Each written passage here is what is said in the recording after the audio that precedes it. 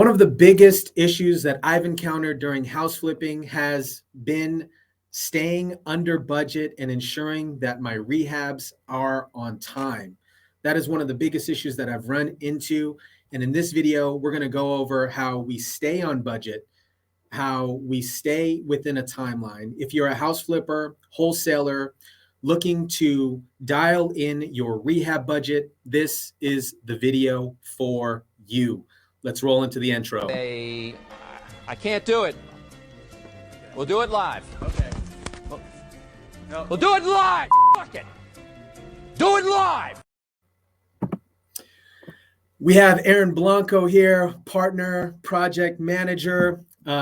He's going to go over our SOW, our project management sheet. Aaron, can you give a brief introduction? Appreciate that, Tyson. I've been working with Tyson for a few years now. I help run a lot of the projects, keeping costs down, regardless of the state we're in and where we're doing the project. So, yeah, happy to be here. Awesome, man. Yeah, Aaron's actually done an amazing job dialing in the budget for all of our projects, both in-state and out-of-state. I'm really looking forward to have him go over our actual sheets that we use within our company. I'm going to share screen here in a minute. Cool. And here we go. Boom. Here we go. Awesome. All right. So this is the sheet that we use on every transaction. Now, it's good to, now this sheet right here, just first off, I want to say that these prices will be different on, based on your market. Maybe you've done this a few times and you get incentive pricing from your contractor. So these may vary. More rural areas are going to be a little bit more expensive. So just know that going into it, and you can manipulate this spreadsheet how you need, how you see fit. So anyway, let's just jump right into it. So we go ahead and fill one of these out for a few reasons. One is just to keep this on track when it comes to timelines. This allows us to know exactly what's going on and what's getting finished, and making sure that we're in like if we have a setting, a 4-week timeline to get this thing rocked out and done, this will help us stay on that guideline. Anyway, so going through this, as you can see, we kind of have it like as categories. So you have the dumpsters, we have it labeled right here, 20 yard, 40 yard, permits, if there's any permits that need to be pulled. You go down to exterior. This is going to be everything from not every house is going to need every one of these items, right? So this is really, really key to fill this out prior to closing on the property, right? Because you want to know exactly where you're going to be at prior to even getting the loan with the bank, any of that stuff.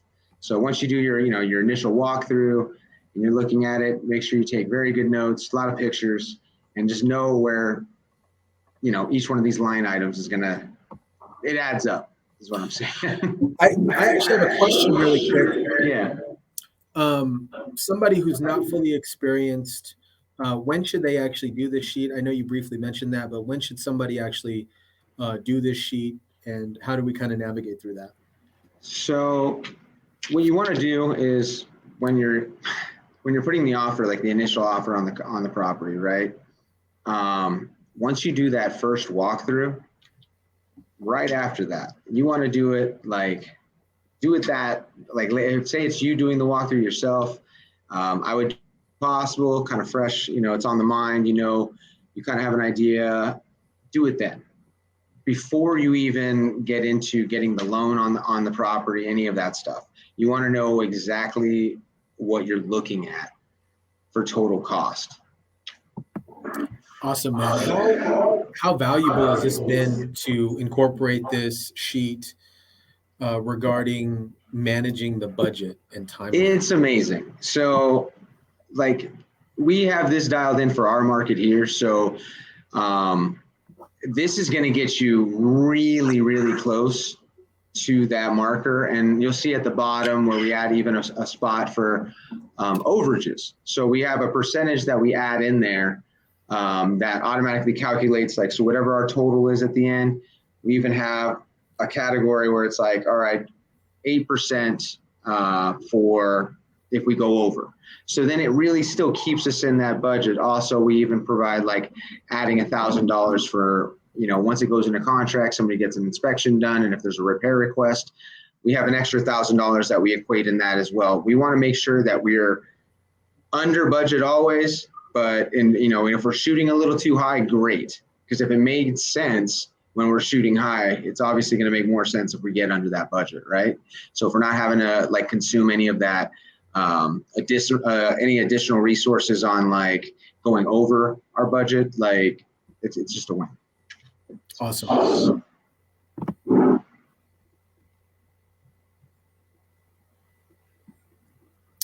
All right. So go ahead. We got the exterior. So you got exterior, roof repair, stucco repair, paint. Now, if you see paint right here, like this is one that like every market's going to be different. So like $1.50 a foot. So I would just throw in, 3,000 square feet right here in this category. Boom. At $1.50 a foot. That's what that is. That's the exterior paint. Now there is going to be in the interior section down here, you'll see paint again. So you're only going to throw that there. And I'm just going to plug in a few numbers here and there just so you could see that it's going to change as you go through. So like paint prep 1, right? So that's just going to be like materials like tape, plastic, anything, to prep the project, getting it ready to go for the initial, for painting, right? So we added everything like that, landscape as well.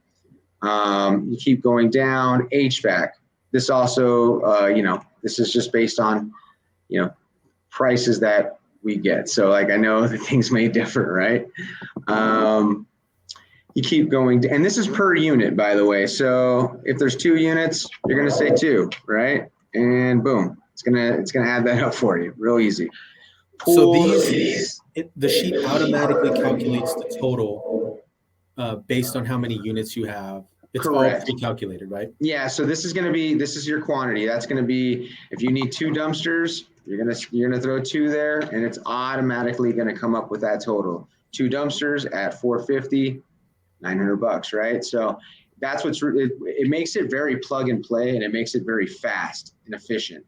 So you're not having to price this every single time and having to wait for a contractor to give you a bid. And this will also allow you, speaking of that, after doing this a few times and dialing in your area, this will allow you to have a more educated conversation with contractors once when you're at a property, a future flip.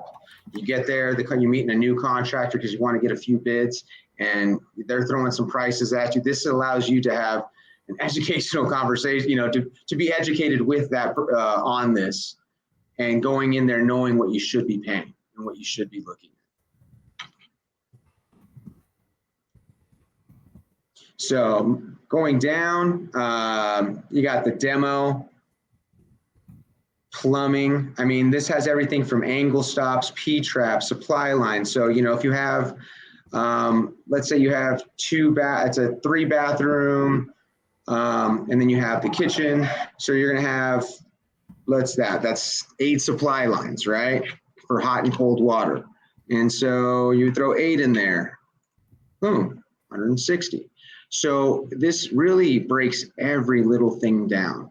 And for the most part, if it's a complete gut and you're taking you're gutting everything out of there, you're going to need pretty much all of this stuff. So, it's a really amazing thing that we've over time dialed in more and more, and it's been very helpful, making the right decision on if we pick up a property or not. I see that you have P-traps on here. We have P-traps. We have like supply lines. What if somebody doesn't know what a supply line is?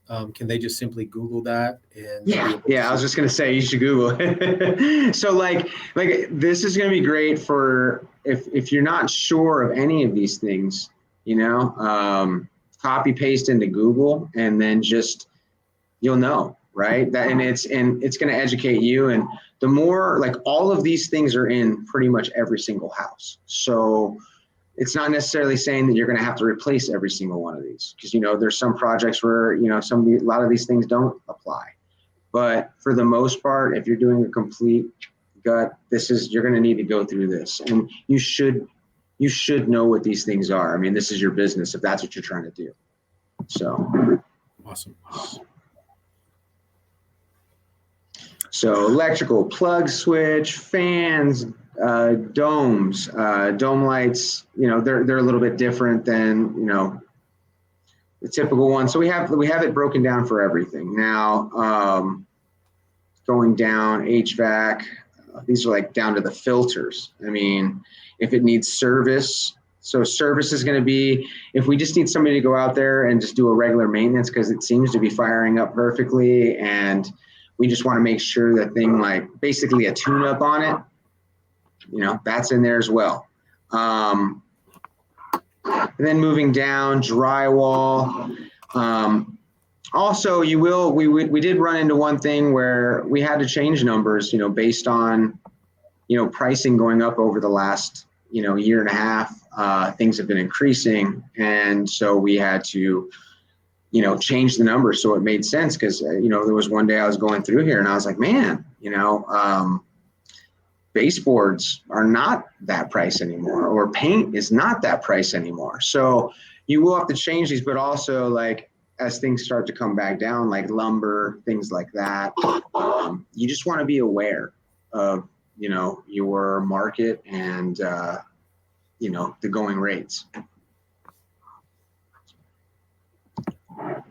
So just going down a little bit further, you got flooring and tile. We have everything from carpet. So this right here, this is also the same like before. It's not going to be, when you in the unit section, you're just going to put the square footage. So we want to go laminate, and we want to do that 3,000 square feet of laminate. There you go. That's going to be your price, laminate installed. So keep going. Tile shower, or is it going to be just like a, so the tile shower 3x5 or the tile shower surround.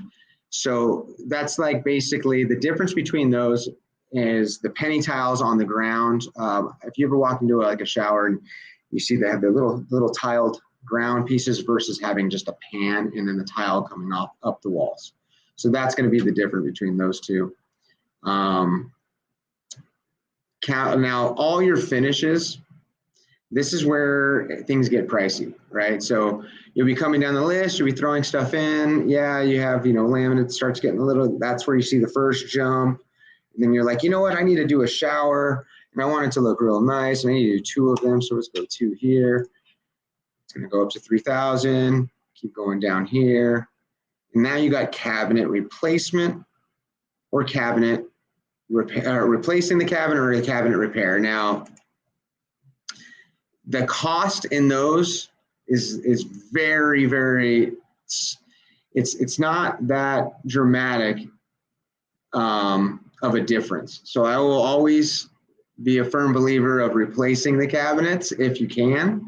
That is just going to be something that is going to make the property stand out and just going to make it look so much nicer.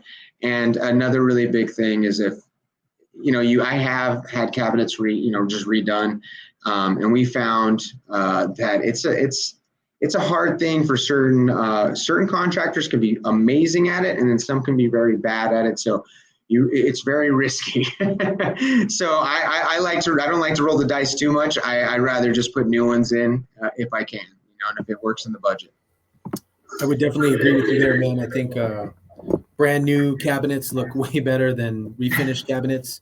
Yeah, for sure. And the end product is a lot nicer. Yeah.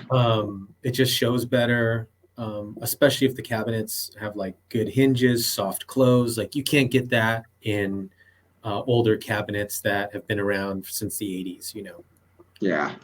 And if you're and what's really cool is when you're like in an 80s house and it has that, and you're like, and you open that drawer up and you shut it, and all of a sudden it stops and slowly goes in. You're like, man, that's nice. I'm going to do it one more time. Anyway. So Yeah, like this has everything from mirrors. Where you're going to see a huge jump, not a huge jump. Where you will see a jump is going to be these countertops. We have this set up for quartz. So, you go here. If you want to have an island, you're going to definitely need a 3x9. So we'll throw one of those in there, and let's just say we only need 2 of these 2x9 tops. Boom, that's going to add. So like these finishes is really where you're going to see the bulk of your money go. I have a question, man. In regards of countertops, what style of countertops would you recommend? Would you, yeah, obviously I know this answer, but for the people, but like in regards of granite or quartz, so what looks good, what's sexy, what sells? So quartz, like stick with quartz. Like quartz is amazing. And people love quartz because you can clean it with anything. Granite, it leaves rings. Granite was cool in 2006, right? So like, and that's kind of where it ended. If I do anything, I will never put granite in it. Like I don't like to put granite in anything, but we still do. Just based on like if it's an out-of-state project and they just don't have access to quartz, well, I'm not going to drive it up there in a truck because it's just that doesn't make sense either, right? So, but if you can go with quartz and you're going to get a good deal and you have like a vendor in the area or somewhere nearby that you can have some conversations with, try to find wholesalers is what I'm saying, because that's where you get the best deal. When you go to those big brand stores, they're going to charge a ridiculous amount of money. So definitely try to find wholesalers if you're going to go with quartz. But for the most part, a slab of quartz out here runs us, let's see here. I can just look at this sheet. So a slab of quartz is going to run us about 1,100 installed. That's with the cuts. So the 2x9, that's the size. So 2 feet by 9 feet. That's how they're always going to come in 9 feet, by the way. But the variable is going to be how wide they are. The wider they get, the price just skyrockets. So when you go from like a 3x9 to a 5x9 for like a big island, you could pay somewhere upwards, and I don't even have that in here, but somewhere upwards of like $5,000. Wow. Yeah. So then you got appliances. So appliances, this one right here. So we got 1,400. I think we'll actually switch that. Usually we do like an appliance package. I might just need to update this one real quick with that, and we'll do that before we share it. But normally we put a price in here, and then that's going to be kind of like your installed, like them delivering it to you and installing, and that also will be with the equipment that goes behind it. Like a gas stove is going to need a gas line, right? A new one. When they install it, they will make sure that you pay for that new gas line that's $30. So we have that equated in here as well. So cleaning, this is going to be another one of those price per square foot. You're going to throw $300 or 3,000 feet at 15 cents, $4.50. And I will not stress enough how much you want to get a professional cleaner. I know some of us may be very, very good at cleaning, but it's just so much more. It's so worth your time to not be a part of that, and having a professional crew go in and they dust things that we would not, walls, dust gets everywhere in these projects. So it's a better product at the end. Don't sell yourself short. Yeah. And I think the big thing is some individuals kind of underestimate the total rehab budget because they forget about cleaning, they forget about supply lines, they forget about appliances, particularly wholesalers. I think they just say, oh, it's going to be $25,000. But, I think in the past year, I don't think we've seen a rehab under 35, right? It seems like that's the golden number, right? So like, previously we were able to you can, man, there's been times where we went into them and we're like, man, that one was a little bit cheaper, but in the most recent, like the last like 2 years, I think everything has been, 35, even when you try your hardest to make sure it's going to be a certain amount. And then all of a sudden an AC unit goes out. Like there's always going to be a variable. It's very seldom there's that like something's not going to pop up. So like on that note, looking down here at this overages, right? So yeah, this one we'll update this too. This should be closer. This would be like 8%. Okay, we found over the last year, keeping this at 8% is a great that's a great metric to use. So you'll know that you're covered.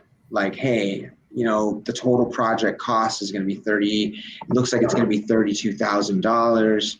But after I add that 8% in, it looks like I'm closer to this number, right? And then there's that add $1,000 to your budget for the repair request. Because like, if you're touching everything, great. However, an inspector's job and what they're paid to do is find something wrong. So think of just anything you did not touch, or maybe you touched, or maybe the contractor touched it and it's just not perfect, or maybe it's an outlet that's brand new, but it's out. Like, it doesn't matter what it is. The inspection report's going to have something. And in this new market that we're in, people are going to be needing to do repairs, to keep these buyers happy. So it's good to just have that in there. And if you don't need to use that money if you don't have to, but you're covered, so just something to keep in mind. Yeah, and we're actually going to provide this exact sheet, the same sheet that we use within our company, the same sheet that Aaron's going over right now. We're going to provide that sheet absolutely free to you guys. All you need to do is just click the link down below in the description somewhere. You'll be able to download it and use this within your own company. Again, I can't stress enough, just be sure that the numbers match up to like your local market costs. Like Aaron mentioned earlier, each market, things are going to cost a little bit different. So just be sure that you dial that in. But most of the calculations, actually all of the calculations and the sheet itself is completely done for you, and it's absolutely free. Yeah, so it's just a template, just know it's a template, for you. So yeah, would you mind going over the so we're gonna give them the project management sheet, and then we're also gonna give them the transaction sheet, the same thing that we use to track draws and transactions. Can you go a little bit in depth about that? Yeah, so this one we created so when certain lenders that you're getting your loans from, they might be able to lend you money for the rehab as well, right? But the way that works is that you will be doing a draw. So what the draw means is that I'm going to pay for the project. We close on the deal. The lender pays for closes and gives you the money for the property. We close. Now week one goes by, and X amount of things were taken care of from the contractor. They completed this many things, right? Well, the contractor needs to be paid, right? So the contractor's not going to work for free. So you're going to pay that money up front to get that work done, whatever that is. And now then you can go back to your lender and you request for a draw, which means I'm requesting, they allotted me, I told them the entire project. This is what you do with that scope of work that we're sharing with you. You create that, you submit that to your lender and say, hey, I need $35,000 to finish this rehab. And they actually will ask you, okay, did you add an additional X amount for just in case? Yes, I did. And once you're going through the project and you're front loading this money, you're paying out of pocket for the work to get done. And then I'm going to submit that to the bank. I'm going to show them all my receipts. I'm going to show them, what I paid out. And then that's the amount I'm requesting right now. So, okay, I got this much done. It was $10,000. I need that 10,000. Then they'll go ahead and submit that. They'll get your they'll wire you the 10,000 back. And then you're on your next stage. Okay, cool. I just completed, this, that, and the other same, and it goes through the whole process until you're paid back in full. That's why it's very important to shoot higher, to make sure you stay in budget, make sure your timelines are right. Because every day, there's interest on those loans. There's, there's utility costs. There's a lot of things that a lot of people don't really factor in that we do to make sure we stay under that cost. So anyway, let me get to it. So right here, this column is going to be the date, right? So this is going to be the date of, like, say, I'm just going to use an example, cost description, right? So Home Depot, that's a huge, always on the list, right? And also, side note, if you guys are going to Home Depot and Lowe's, look into like getting a pro account at either one of those places. It's worth it. You guys will save money. Anyway, so cost description. So Home Depot, and then we'll put the receipt number in here. And then we have a separate folder that we use where all the receipts are being submitted, because we're not going to pay any money for something that we do not have a receipt or invoice for. Otherwise, it doesn't exist. If a contractor saying, hey, I need this, that, or a project manager saying, hey, we're not going to pay any money out until we have those receipts. And if you look right here to the right of that, sorry, I'm trying to find my mouse, guys. There it is. All right, amount paid. So let's say it's $535. Cool. And then it's going to start adding it right over here to the right. And then I put the date that happened. It's going to be right on your receipt. So you just keep plugging these in to keep track. Then toward the right, it's going to tell you you're going to have your date that you requested your draw, right? So, hey, Mr. Lender, here's the amounts. I have the amounts right here.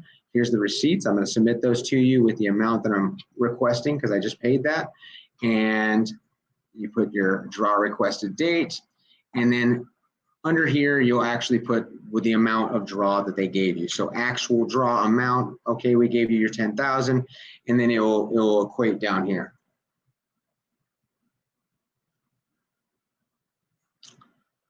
And that's pretty much it on that one. Like, just pretty much, it's really simple, plug and play.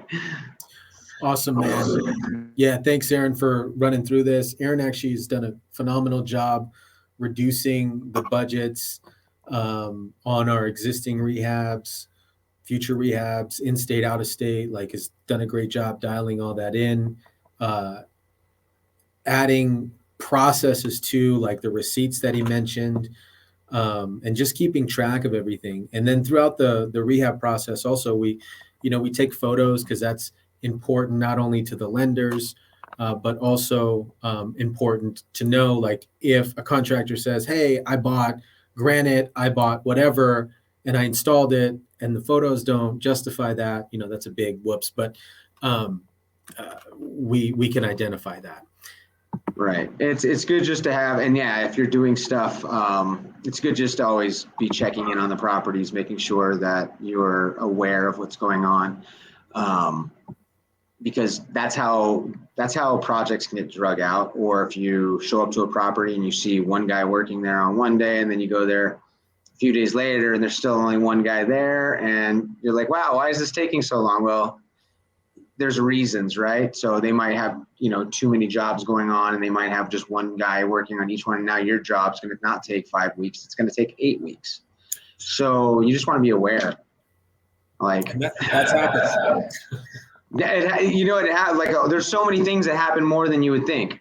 And so, like, it's just better to just be super aware of everything when it comes to cost.